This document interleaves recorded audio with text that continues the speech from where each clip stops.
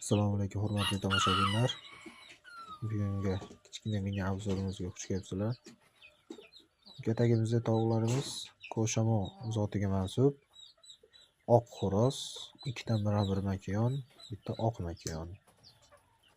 Miramir makiyonimizni bittasi yoshi katta, tulak, yana bittasi jo'ja. Oq makiyon oq xo'roz bilan hamtana, ikkalasi ham aprelda chiqqan.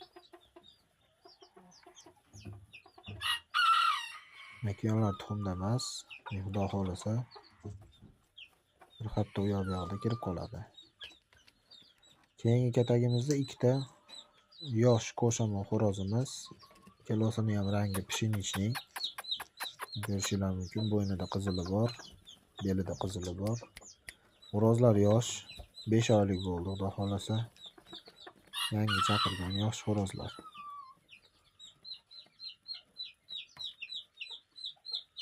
Xo'rozlarimiz tetik, ikkalasi ham chaqirib turibdi.